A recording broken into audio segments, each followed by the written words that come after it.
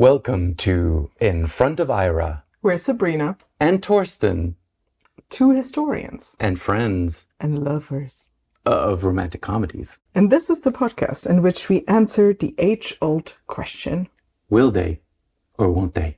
Is it or isn't it a romantic comedy? Do I do the thing again where I say, or do we just stop pretending? You will just leave that version. That's perfect. Anyway, today we are going to talk about 4 weddings and a funeral, which is probably one of the most well-known rom-coms again. So I guess it will less be a question definitely. Of is it or isn't it that much, but it's still worth talking about. And it's from 1994.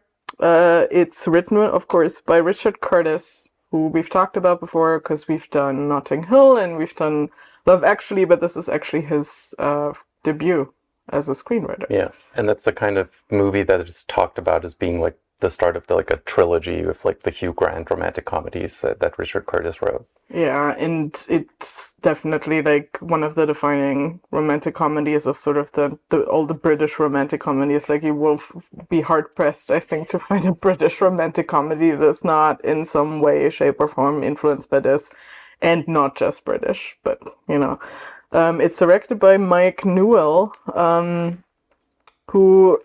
I looked up what else he did, and I was surprised that it wasn't more well-known things, I guess. He did, funnily enough, a lot of Adventures of Young Indiana Jones. I did not know that. That TV series.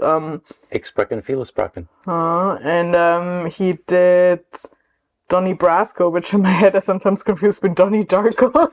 It's pretty close. But I want that mashup, though. No, but I don't know, nothing else really stuck out to me. I don't know if you have anything else on him there. And then he did the 4th Harry Potter. He did Harry Potter and the Goblet of Fire. Oh, okay. Which I think is one of the better directed ones. So yeah, there was. For what it's worth. I don't remember any of the ups and downs on the Harry Potter movies. Well, the first few films are pretty much all dreadful, and the 4th one, at least, is decent. It's been a while. Yeah.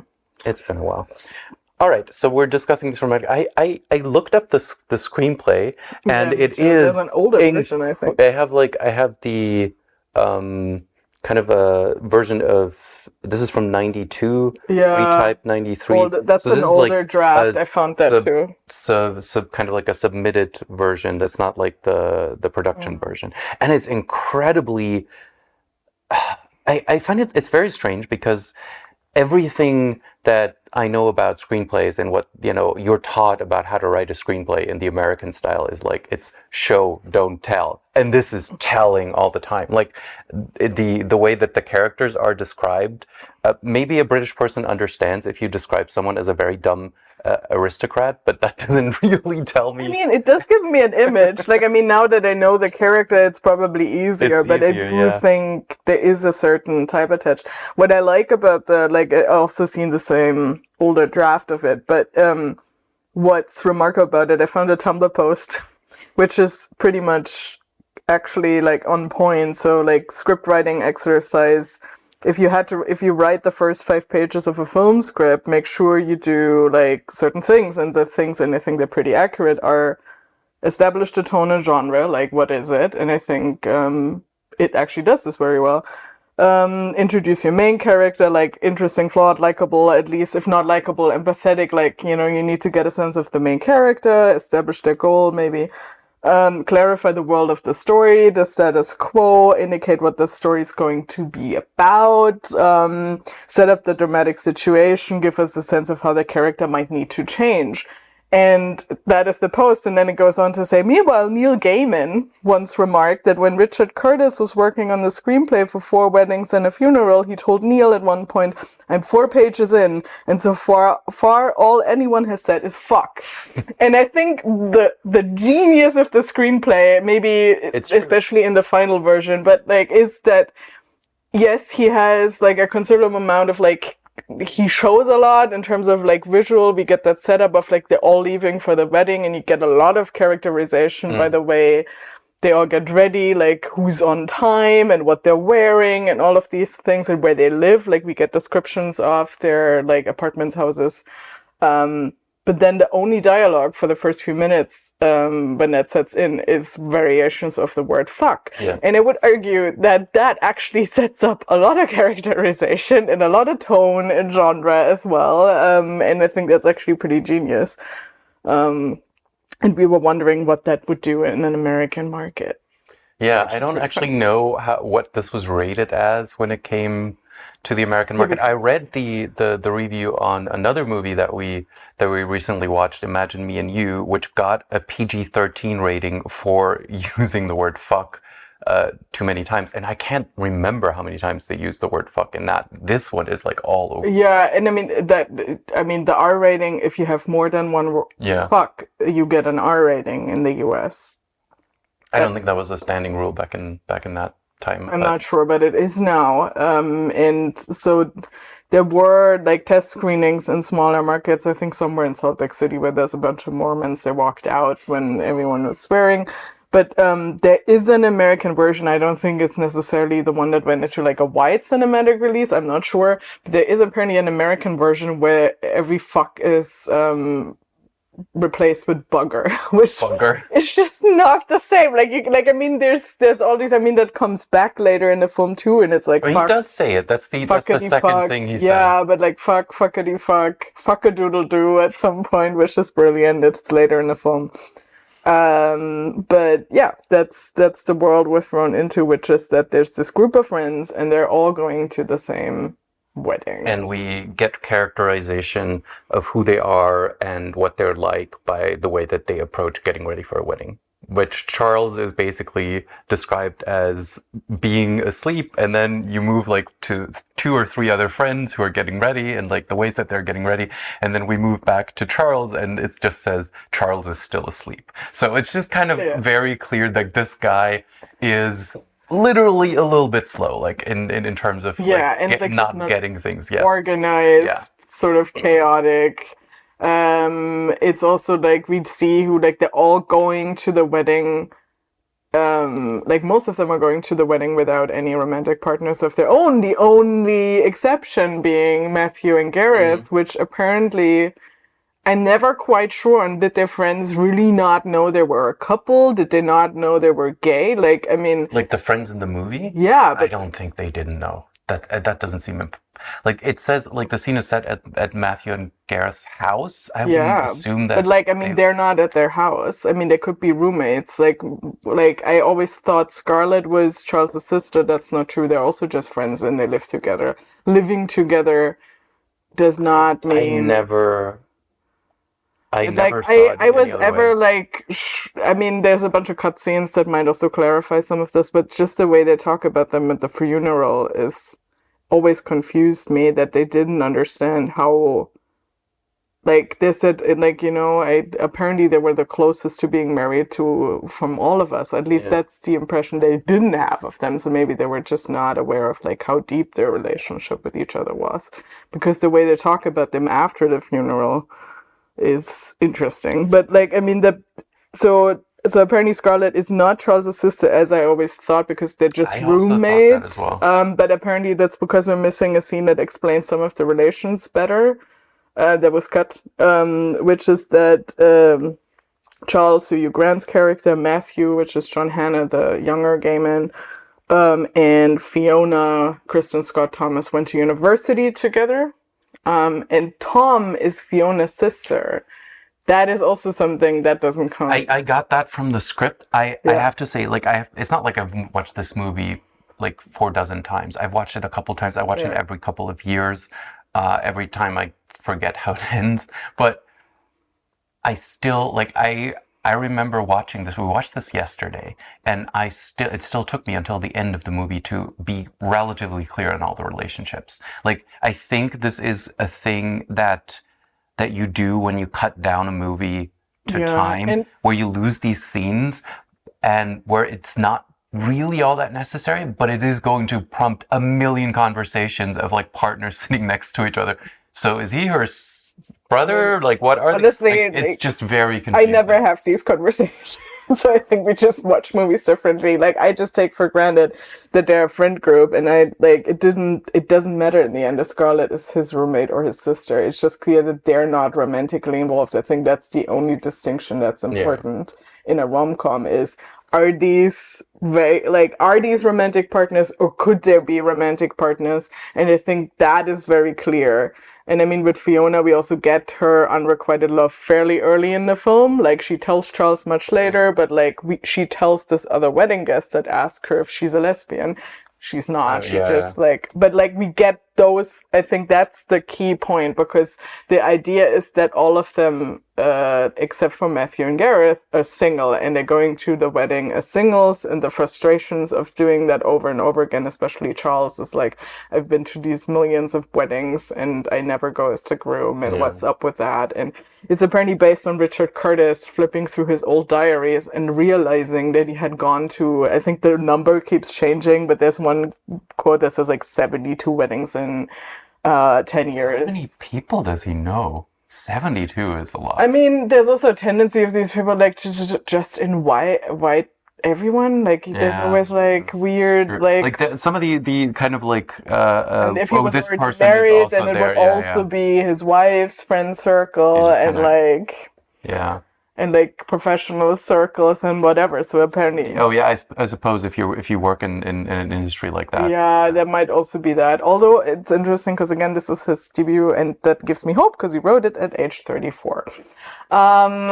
So you know, like he wasn't that successful before, and the other person who wasn't successful was Hugh Grant, who was ready to give up his acting career because he just wouldn't get cast in anything. Yeah, he's described in the script as like 30 to 35. I'm not entirely sure how old he was. I think we need to talk a little bit about the structure. I mean, technically, I like this because it's like a built-in, essentially 5-act structure. Like you have the 4 weddings and the funeral, and the one thing that is a little bit out of order is that it's 3 weddings, a funeral, and then another wedding. But otherwise, like basically these are like short acts, and they're just kind of like grouped together. And like the whole of like, if you think about like classic Hollywood screenplay structure, then like Act 1 is the first wedding, Act 2 is 2 more weddings and the funeral, and then the final act is the last wedding. So like in terms of a structure, like I love this movie because it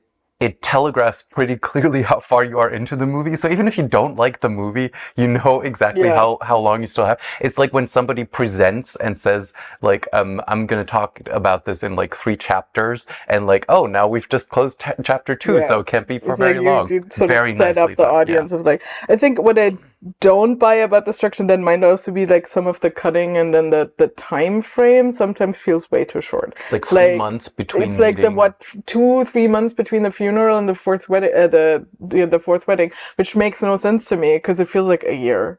And the first one as well. The first wedding where the two people that got like married Lydia, by Rowan I think, Atkinson, and Bernard, who like they make out at the one wedding, and then 3 months later they're getting married. Nobody can even organize a big wedding. It's basically like, we meet, we're soulmates.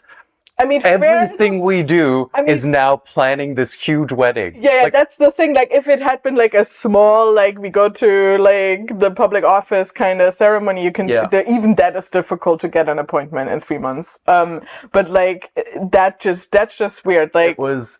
I wonder if that is a thing that kind of developed over time of like, how do we shoot this movie? Like what is believable in terms of that time frame versus the time frame of how long it all is. Although I think you could set all of this and like give it like a whole like 2-3 year time frame and just say that's sort of always what it feels like to me when I don't pay attention to what it actually says. But that's again especially between the funeral because like I mean it takes sort of jumping ahead, but it takes until the end credits, and we'll come back to that for Matthew to have a new partner. So that's whenever. But like still, I feel like every one of them like, also Charleston gets married to his ex, but with 2 months after the funeral, and they haven't even been dating again. Like, that must be at least a year, even if he's like, sort of like, because of the funeral, clearly triggered into thinking he needs to just settle for someone, strikes it up again with his ex. Like, a year at least. Like, I think the reason for that is if I like kind of like gleaning insights from that early draft screenplay, because it starts with spring. And I think the idea that Curtis probably had was like, I'm going to cycle through a year. Yeah. And that's why all of these things are so very kind of close together, which, like, in terms of like a very kind of classic, almost kind of, like Greek or French theater, like everything in one place, everything in a short amount of time, makes sense. But for the story he's telling, like, I buy that if you go to 72 weddings in 10 years, you're going to have 4 weddings and 1 funeral in a year. That is absolutely no problem. The problem that I have is the interrelations. That seems, it seems insane that there are 2 weddings which are basically planned within 8 weeks. Yeah, like so that just doesn't add up. And then also the way, again, it feels like there's some... And everybody has time to come to all these weddings, to go back to Scotland. But also just the emotion, again, sort of the emotional development. And so the love story at the core, I mean, I would argue the film is so much more about the friend group in so many ways, because like what actually the only thing that always falls short for me is the central romance between Hugh Grant and Andie McDowell. And I'm sorry, I think I have to blame Andie McDowell's acting partially. I keep thinking about this. I agree completely that it does not quite work for me. The thing, there's a scene where he runs after her and does the Hugh Grant thing and like just babbles. That is great. That, like, if you take that scene and build that out into a romantic comedy, that I would buy. And I think I would also buy Andie McDowell in that. I think partially it is that she's kind of portrayed as, I think she's supposed to be kind of like Julia Roberts in Notting Hill, like somebody who's kind of like above the cut, who's like very noticeable the moment like you lay eyes on her, and that's why he falls for her. And she's just like a wedding guest. There's nothing special about her except that she wears a giant hat in that first wedding.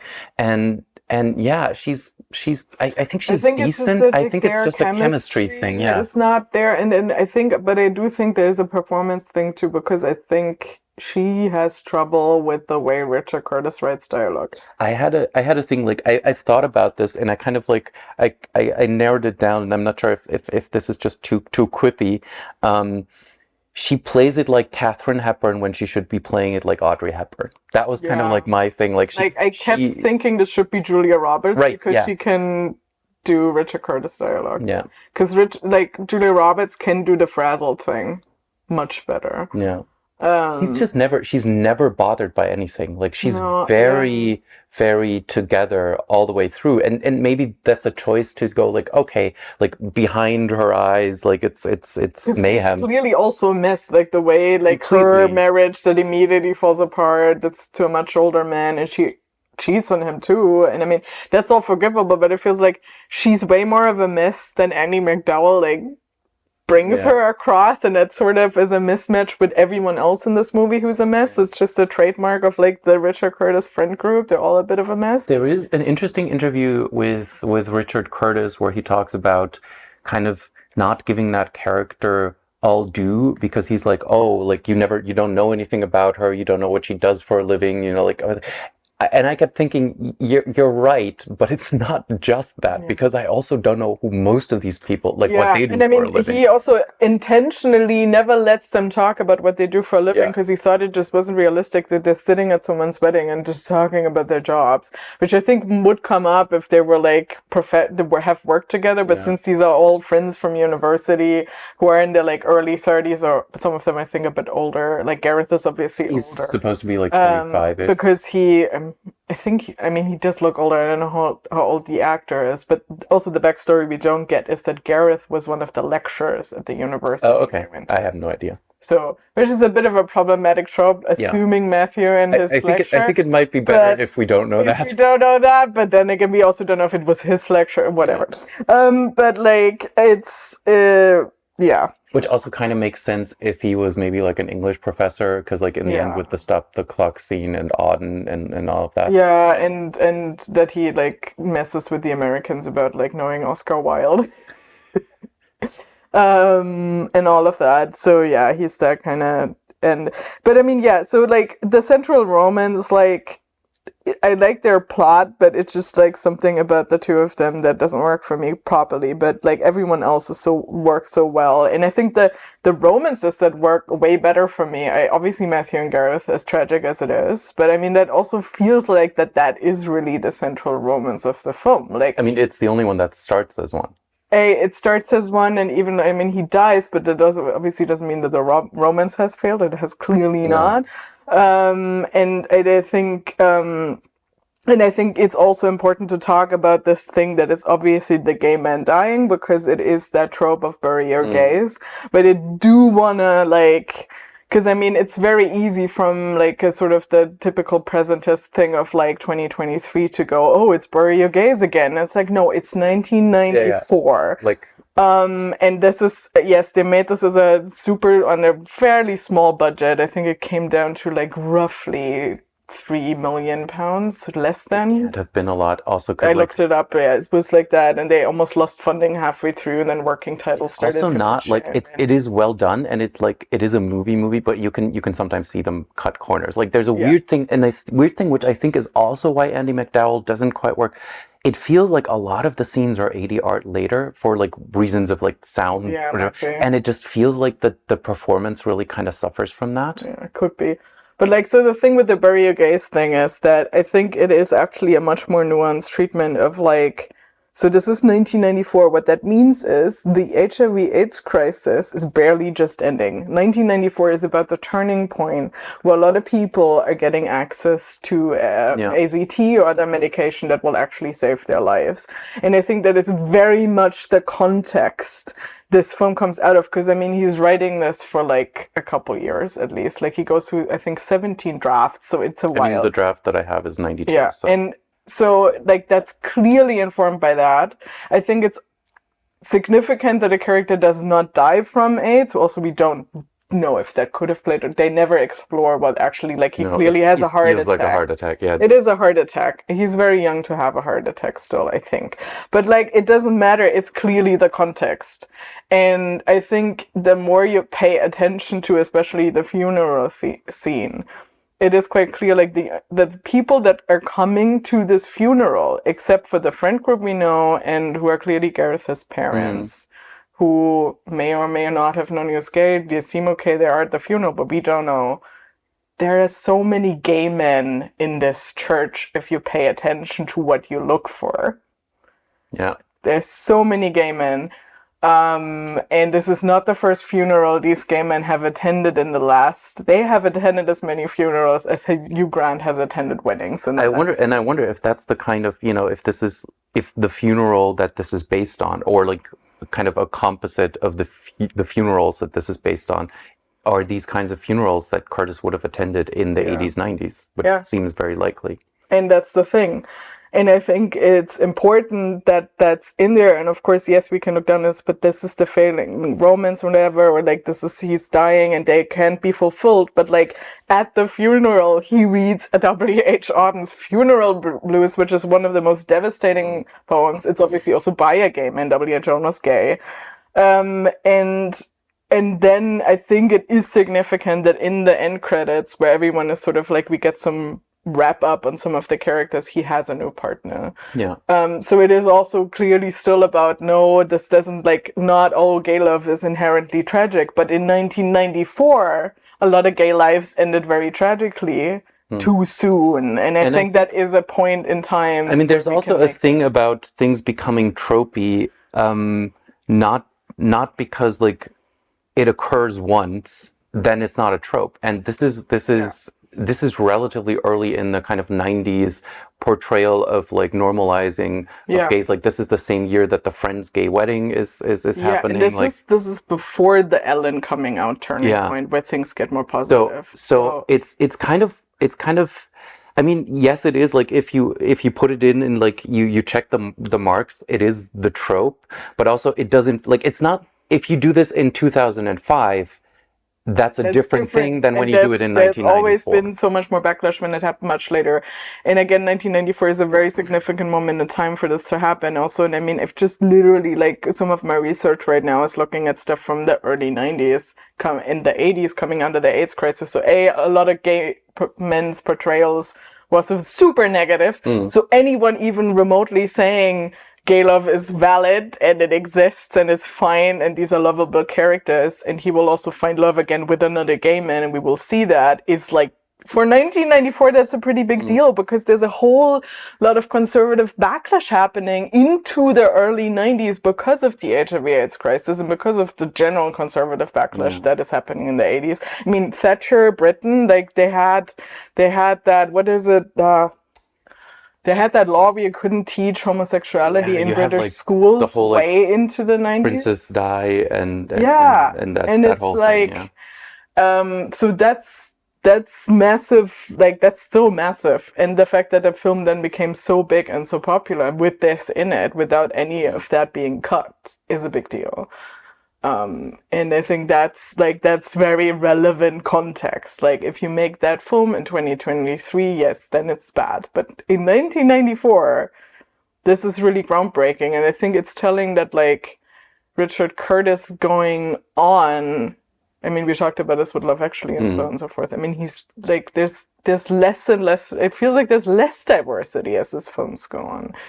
And I think it's also probably, I mean, the personal experience is probably less diverse as you go, like, move up in the world and like move into like the place where you get older and maybe more politically conservative and if you're rich. And I don't know what, like, if you make a movie for very little money, maybe there's nobody, like, big studios aren't telling you exactly what to, because that tends to happen, right? If you make a nice little indie movie and somebody buys it as is, and then it just becomes a huge hit, it might just have things in it that the studio would never have. And I mean, we've talked about the fact that he does include, like, he discusses mental illness because of his own sister, but also like physical disability.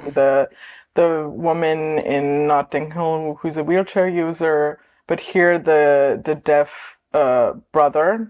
And I think it's also just not waved away, because like one of the like pivotal moments is delivered in ASL.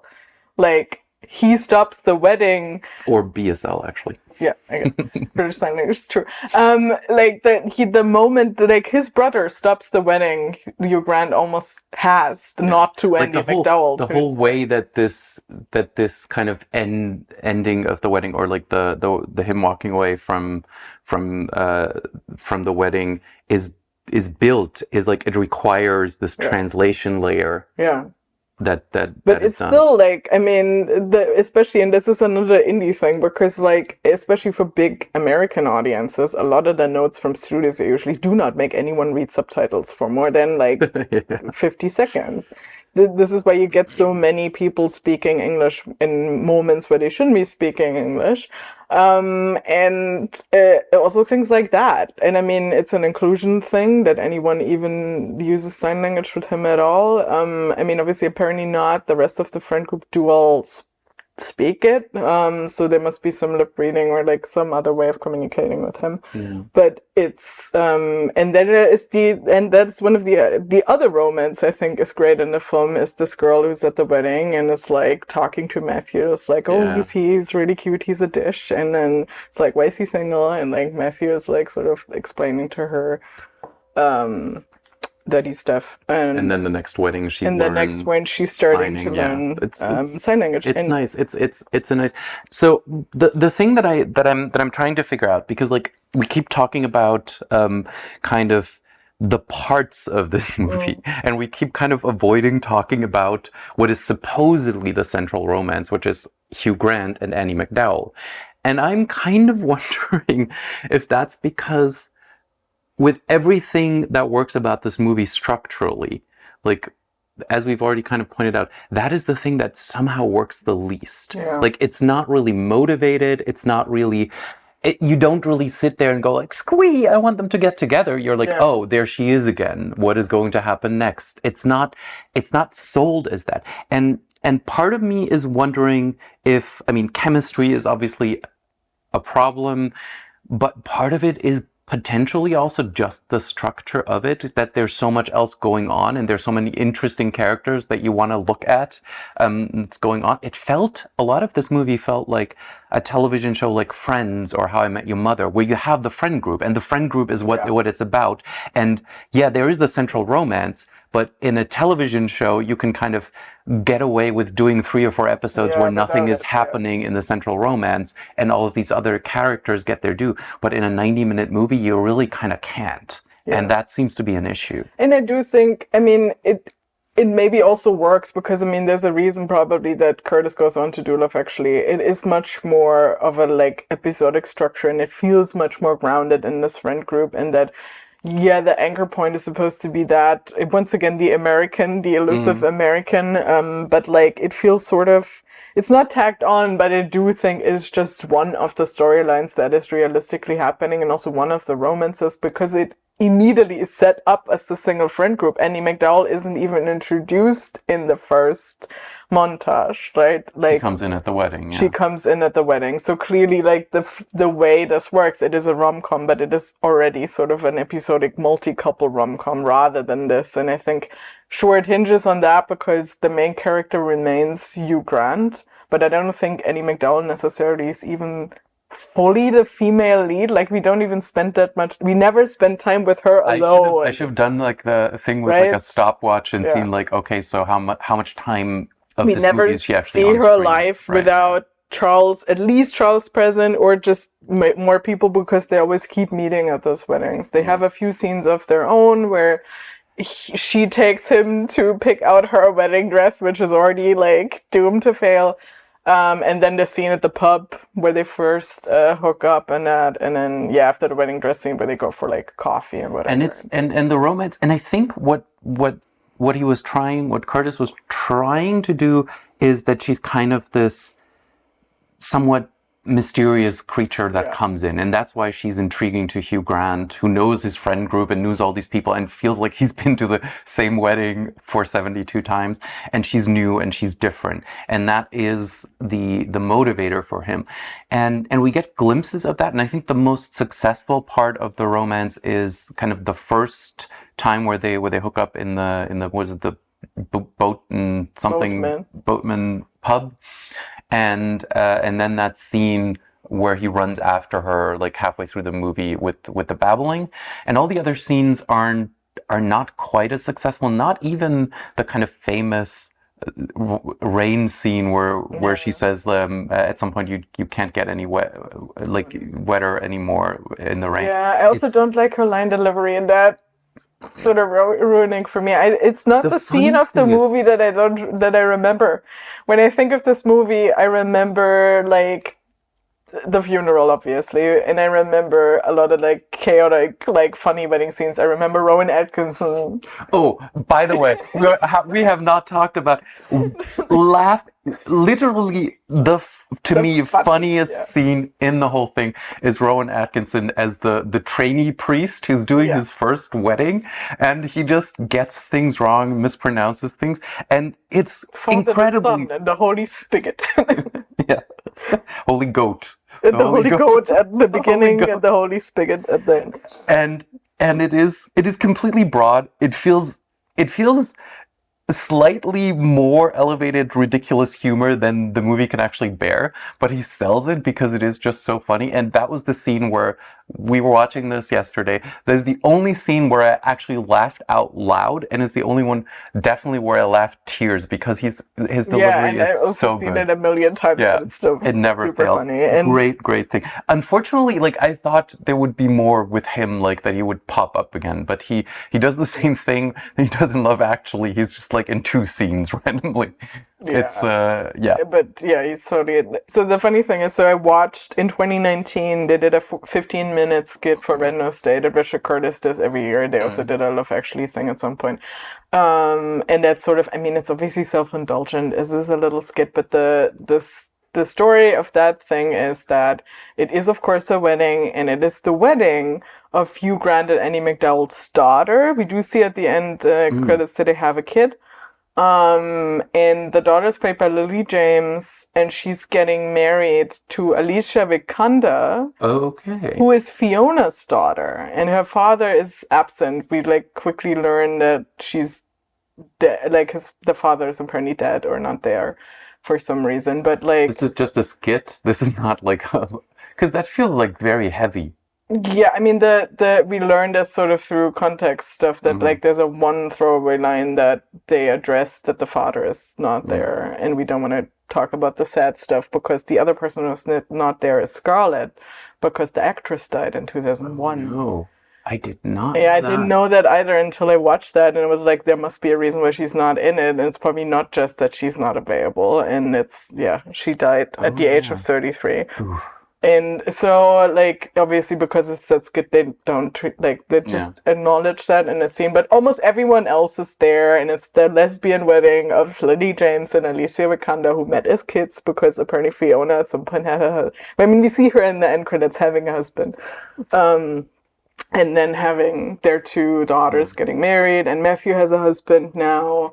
An actor I've seen in, of all things, Smash in the US, but like, okay, so Matthew is obviously also now happily gay married, and Rowan Atkinson is, of course, and that's why I'm saying it, doing the ceremony and is not used to having to say woman and woman, like man and...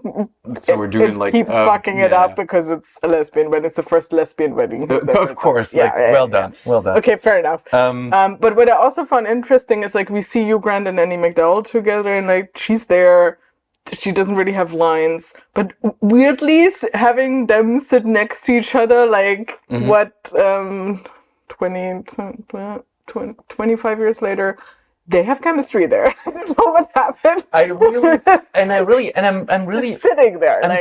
I'm really trying to be like, there is a lot of a lot of reviews where it's like, oh, she's not good in it, or like their chemistry doesn't work, and I think like I said, I think a lot of this is just kind of structural, and it is maybe also that she came into this like probably close-knit British crew and maybe just wasn't there for that much of the shoot compared to everyone else. Yeah, that's true, because they all get to have so many group scenes together, and she's sort of the odd man out. Probably just shows. Yeah. It's you know, it's and again, you have to be able to deliver.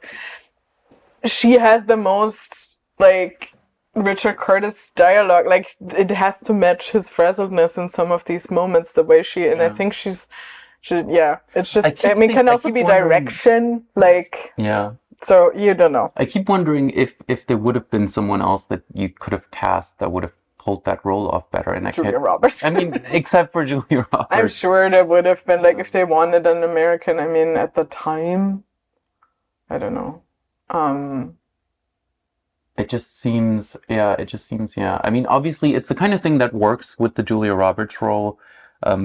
But I do like, because like we've talked about Richard Curtis, especially later during like Love Actually, drifting off into like misogyny, which I don't get here at all. Like there's a few fat jokes, but that's about it. Common is 1994, but like it wasn't egregious. I don't know as much. And then what I do like, I mean, we get that body count, as we call it now, scene where like Carrie and Charles, so Brandon and Andie McDowell talk about how many people they've slept with, and I think 9 is a very low number for him, given that he ends up at a wedding where there's 5 of his ex-girlfriends all at the same table. I don't know. I think for me that works because it just kind of shows that they're from different worlds and they have different experiences. Yeah, but honestly, like everyone I know who's either been to English boarding school or British university has slept with way more people than I know in people in a German context, and they all went to university together. Like, I don't know, but like, I mean, okay, what I British do like, people, please enlighten us. Yeah, what I do like about it is that she comes in above 30, and she's not slut shamed. Like, he's a bit intimidated in a way of like, well, and he does that, like, in that, and I think I think that's why I like that scene. It's why it works for me, is this like showing that they're from different worlds, that they have different experiences, because he's just kind of like frazzled in that Hugh Grant way of like, oh, do I measure up, like kind of but way. It's never about like, oh, you're a slut or whatever. Like, it's never, which is would be the easy way out, and like we do buy it. Like I mean, obviously, and she also goes through like teenage experiences, obviously. Yeah. I mean, it makes her again. I think it's part of that making her like a little bit mysterious, a little bit like more otherworldly. I guess. Yeah, I And think that's what they were going for. The whole worldliness is definitely what they were going for, and maybe that is part of what. And we keep coming to like, why does this not exactly work? Like, this is one of the beloved rom-coms, and like to me, and I wrote this down yesterday because I kept thinking about it. To me, this is the worst of the good rom-coms. Like, and it is because this is no, it is the worst of the ones where all the things were that I would rewatch without trouble and that I would want to rewatch. It's not. That is a part that just never quite clicks. Yeah, that's true. I mean, we keep saying this, but I still love it. It's like this is actually one that when I was young I didn't like as much. I think partially was that the first time I must have seen this was on German TV in a 1994 dub, which is never a good idea, especially if you have things like fucking 30 different iterations, which they would now translate as fuck in German because we do use the word. But like in 1994, I don't think they did. Yeah.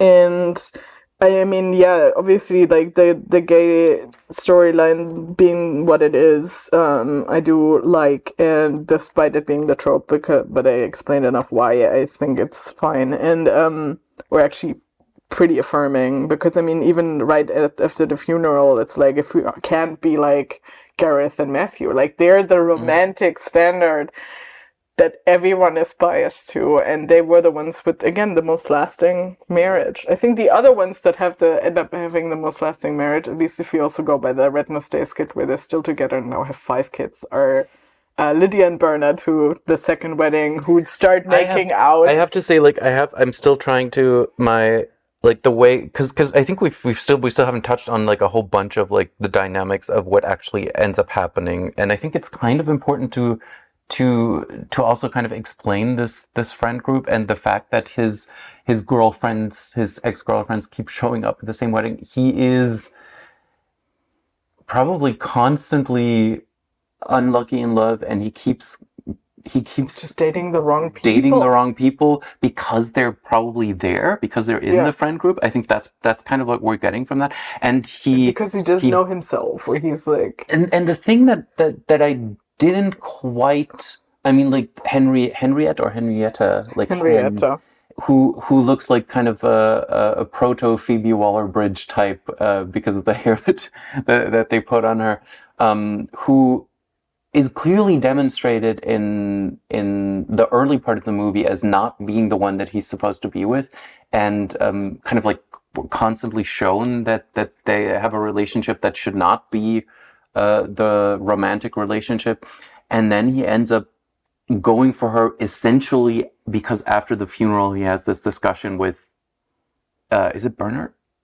Who does he have this discussion? No, Tom. With Tom, right? With Tom, where Tom just basically says, all I want is like a nice girl, woman, and I want to settle, and then Hugh Grant probably just kind of goes, okay, maybe I just got that wrong, and like I had that, and now I'm going to do that. It's just that moment of like someone's dying, so you start making like rash decisions. The thing that weirdly I would have expected him, to get together with Fiona, because he would have, oh, she already loves me, like, and obviously like. Yeah, but I think he doesn't, because like obviously he's never been attracted the way to her, and I think even in his state he's like, she's my friend, I'm not gonna go there.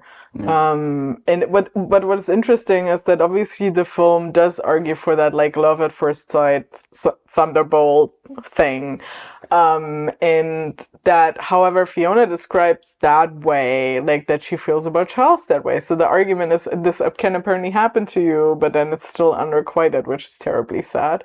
Which also means like once unrequited, always unrequited, which okay. Yeah, or it would be the weird dynamic where someone might settle for you because, well, you're so into them or whatever. Which probably happens tons of times, but is not the plot for a romantic movie. For the film, So what, I don't know, do we have anything else? I mean, I think like we've covered what's happening in the plot. The plot isn't that linear. It's No, four it's four weddings and a weddings. funeral. Like 3 weddings happen. um Gareth dies at the 3rd wedding, which once if you see it for the first time, it's kind of subtle, like how he like isn't feeling well and he's behind Hugh Grant, slightly out of focus. Yeah. If you've seen the movie once, it's devastating from the first moment it Yeah. starts because you know what's coming, and there's just Hugh Grant like listening to Carrie and Hamish like and they're kind of like boring dad jokes about the wedding that they've just had, and in the background, you know what's that gets me every time. Yeah, and also just generally because he's clearly like such a joyful character, which is also how And they he's describe fun. it. He's funny. So He's like funny, the and, the like, only one who is like actually so always funny. goofing off Yeah. in the Meant to be funny Chooses because the Rowan third. Atkinson obviously is funny, but he's not. He yeah, doesn't mean like to be. yeah. Like the Oscar Wilde thing is like, it's like it feels like the couple years ago Yeah. Frederick Douglass is Yeah. being recognized more and more kind of thing.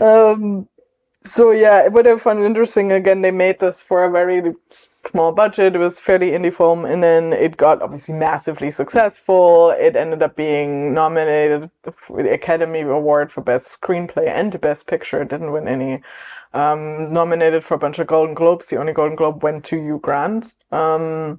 But like several other awards, some American, like some British comedy award even, or even American and comedy award was Rowan Atkinson nominated, which fair. But like it's super successful, and Andie McDowell did the very smart thing of waiving her salary and instead saying she would take percentage points, which makes the film cheaper to make. She like, you know, like lives with the risk. Yeah. But apparently she knew something nobody else expected, and she ended up earning $2 million from this, and Hugh Grant was paid £100,000. I mean, he went on to be like paid way better doing than that. okay. It's also but not. it's still also funny. not my favorite Hugh Grant performance. It's still Hugh Grant kind of like you know why he is the He's kind just- of like, yeah. but he's kind of like still like a puppy version of the Hugh Grant in Notting Hill, where I think that's fully formed Hugh Grantiness. Yeah, I in mean, I Notting think Hill. that sort of like character develops also just because of Richard Curtis, because that's again the Richard Curtis writing himself character. He even didn't want Hugh Grant at first because he thought he was too handsome. He wanted someone nerdier. And so they sort of style him like not fitting clothes and like hair falling in his face, but like generally he is clearly. And what's funny is that apparently a lot of free promotion for the film happened because he immediately developed into a sex symbol following this film, including in the US. And he was dating Elizabeth Hurley at the time, and she arrived in like this this famous dress at the premiere. There was a whole like I can't think of the English word. I'm completely blanking on this. I have to. What's Sicherheitsnadel in English? Safety pin. Yeah, she had this like super tight dress that was like I think Dolce & Gabbana, and it had like massive safety pins on the side, and it was quite racy. It was a big like pop culture moment of the 90s. But yeah, a whole thing, and yeah, it's just turned into this big smash hit. As for reviews, Roger Ebert once again is right. He gives it 3.5 out of 4 stars, and he also like praises Hugh Grant's performance. So there's some guy from Time magazine. He's like, "Oh, you will immediately forget this film when you walk out of it. I didn't even remember the title. Ha ha ha." Well, yeah. I mean, if you gotta review all these movies, you're gonna be. I mean, Ebert is not always going to be on the side of what history remembers of the movie, but he has a pretty good batting average. Yeah. Yeah. No, it's a good movie. I'm never mad rewatching this movie, mostly because it is also so intricate that you can always discover something new where you're like, oh right, of course that makes sense. It is very British. It is very 90s. The music is works. The music is obviously kind of I feel like we're in kind of like a transitional period between When Harry Met Sally using standards, which this starts off with, and then moving into like the contemporary, the soundtrack is all Elton John.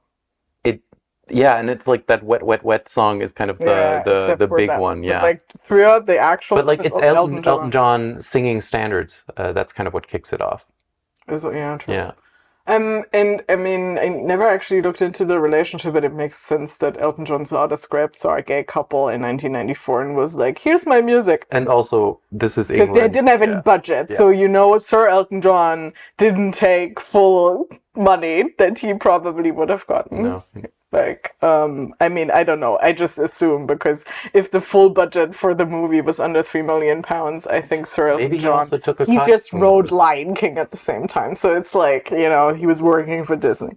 And he didn't have to do anything extra. Like, they just took songs that already existed. They could just but you still need to pay. And, but I don't know if he had recorded this before. I don't think these are Elton John songs. They were before. I had never heard the standards. Exactly. So I do think this is for the film. So I wrote down the actual taglines for this, which are pretty funny. But I can't read my own handwriting, so I will Google them again. This is efficiency. Yeah. Okay. He's quite engaging. She's otherwise engaged. That joke. Okay, yeah, no. And then 5 good reasons to stay single. Fair enough. And then Love is on the Air, Run for Cover. I think in the air, I assume this says on here. Love is on the Air? That sounds like a different movie where it's about radio DJs. Anyway. I don't know what's going on. But what's your fake? My fake tagline is fuck, oh fuck, fuck. Yeah, mine is similar. Mine is funeral is not the only F word. It's pretty accurate. Yeah. I don't know. Is there anything else you want to add? My thing is that I didn't say enough that I think John Hannah should have been in way more things that he was in. He was really good. He's really likable. I wouldn't be surprised if the reason he wasn't in more things was that he was playing gay, even though he isn't gay in real life. He keeps popping up in things, and he's always the best actor in the scene. Yeah, we were talking about Sliding Doors. Sliding Doors, that's dreadful except for him. He's super funny in The Mummy, although everyone is great in The Mummy. Yeah. And then he was the villain in Agents of S.H.I.E.L.D. for a while, and he was brilliant, but like he keeps doing things, but it's not, you feel like he should have been in more things because he's really funny and he can do other things. Like he's just it's just a great actor. Yeah, I have that the old guy who is in the beginning where Charles is seated next to this old guy. He's the one-liner that guy. He has these 2 one-liners. The one where Charles, Hugh Grant's character, says, "Hi, I'm Charles," and the old guy says like, "No, you're not. Charles died 15 years ago or something." Would I not know my own brother? Yeah.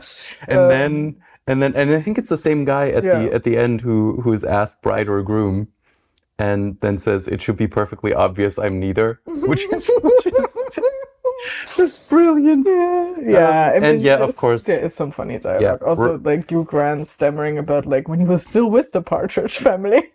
That is the scene that I meant where he just like babbles on things, and I'm like, I don't even know all of the things that happen in that. It's like Colin Firth of actually going on about the tremolo Silence is Gold. It's pretty good. And Rowan Atkinson. So scene. I mean, we said going in it's a rom-com. I think it's one that also definitely leans into some of the, like, there's some really funny lines in it. Yeah. There's Ron Atkinson is just laugh out loud funny. There's like a variety of just like different humor also where he's trapped in the room with Bernard and Lydia going at it. Like it's just so much. It's really funny.